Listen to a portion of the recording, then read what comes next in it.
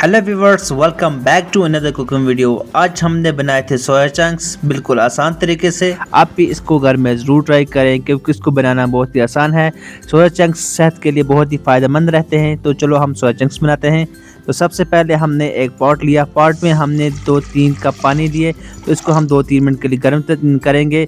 तो तब के लिए हम पैन लेंगे, पैन में हम थोड़ा सा तेल डालेंगे क्योंकि आज हम सोया चंक्स बनाएंगे बिल्कुल हेल्दी तरीके से। तो इसको हम ऐसे ही तेल को डाल के फिर इसको हम 2-3 मिनट के लिए गर्म करेंगे। तो आप देख सकते हैं हमारा तेल गर्म हो चुका है। अब हम इसमें बारीक कटा हुआ प्याज डालेंगे जिसको हमने छोटा छोटा काट कर रखा था।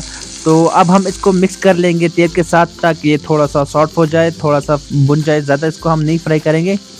तो इसको हम ऐसे ही चलाते रहेंगे साथ ही साथ, क्योंकि हमने तेल बहुत कम डाला है तो इसको फ्राई होने में थोड़ा टाइम लगेगा। तो आप देख सकते हैं हमारा पानी गर्म हो चुका है। अब हम इसमें सोयाबीन डालेंगे। तो सोयाबीन डालने के बाद हम इसको मिक्स कर लेंगे ताकि जो हमारे सोयाबीन से, या इसको हम न्यूट्री बोलते हैं, तो इसको हम पानी के साथ अच्छे से मिक्स कर लेंगे। तो इसको हम बॉयल करने के लिए छोड़ देंगे।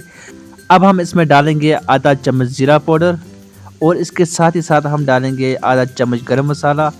अब हम इसको अच्छे से तेल में मिक्स कर लेंगे प्याज के साथ ताकि जो हमारे ये मसाले हैं ये भी थोड़ा सा तैयार हो जाए। तो आप देख सकते हैं हमारे जो मसाले हैं वो लगभग तैयार हो चुके हैं। हम इसको ऐसे ही चलाते रहेंगे।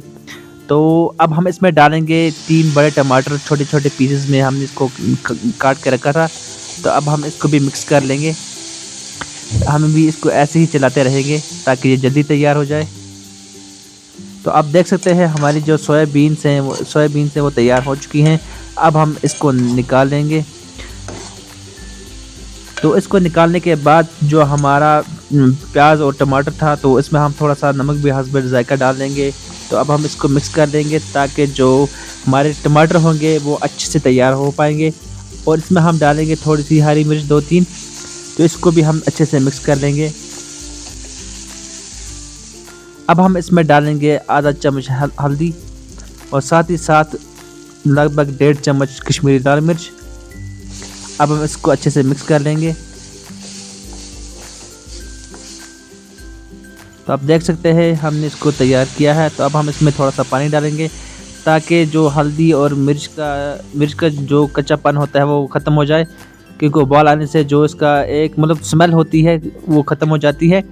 तो इसको हम मिक्स कर लेंगे, ऐसे ही 2-3 मिनट के लिए छोड़ देंगे। तो आप देख सकते हैं उबाल आ चुका है। तो अब हम इसमें सोयाबीन्स डालेंगे।